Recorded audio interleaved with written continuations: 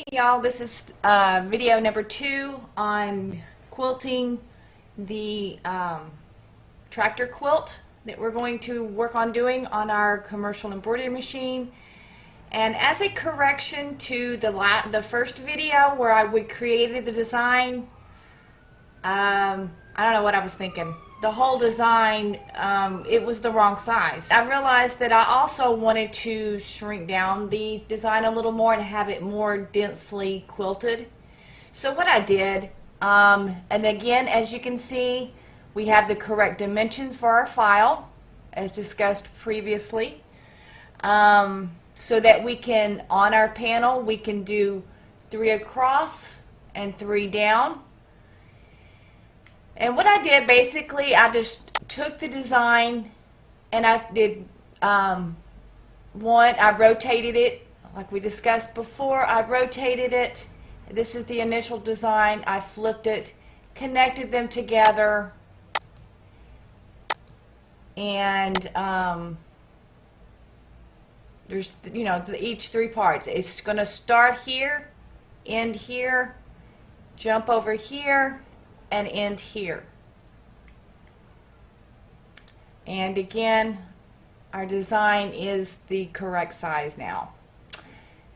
Alright, the next step, which is how I went about marking and preparing the quilt to do this. Okay y'all, here is I have attached the backing, the batting, and the front. What I did was I spray basted this initially with just standard spray baste, and then I used this nifty little gadget right here. This is a tag gun, and I bought it off of Amazon, and I'll post a link below where I bought this. And it's just basically, I stuck this in here. It's got a sharp needle like this, and you stick it into the quilt through the 3 to help keep it from shifting.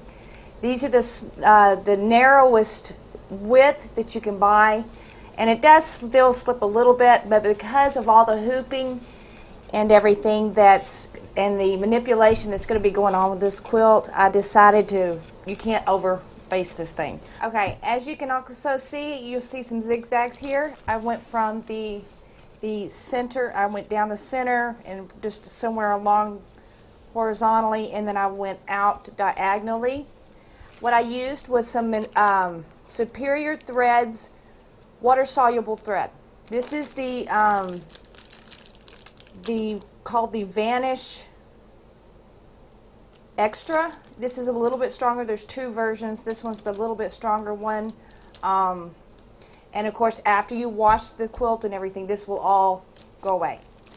So that's what I've done with this. And the next section will show you how we go about hooping this accurately. Alright, we're going to do our first hooping. Basically, I'm going to line up this line with my center line on my quilt. And I'm going to take it up to the edge of my topping there. Okay, we're first going to make sure we have everything lined up. Okay. Okay, at this point, we just kind of do the best we can and get it as straight as possible. Okay, we want our design to go there here. And what I've done to the bottom part of my hoop, I have wrapped the edges with what I call vet wrap. It's just a sticky, it kind of just sticks to itself. It doesn't leave any sticky gummy stuff on the thing, but it helps grip, because in these larger hoops, the strongest point of contact are in these 4 corners, and you have a little less grip here. So anything to improve the grip on the sides, I'm for it. So I bought a bunch of these, bought a couple rolls off of Amazon. I'll post a link below. And as I've mentioned in prior videos, I like to use double-sided tape, the Scotch double-sided removable tape, on the top to line up and stick the top one, the top hoop, See, this right here, it tells me where I'm going to put it. So I just line up my things and we put some tape on it.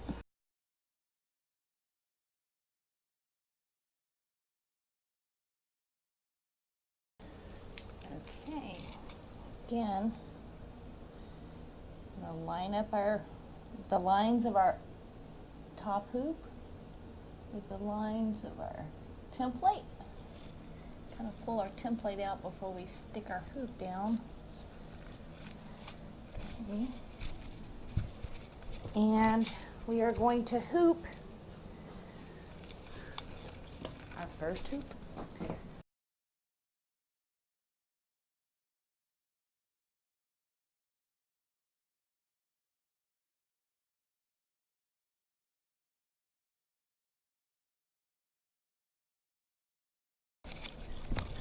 Okay, we have our first hooping. We have it lined up. The next thing I do is I go in and I remove these little plastic tags that are the ones that are located in the hoop. Now onto the machine, and I will show you the next step.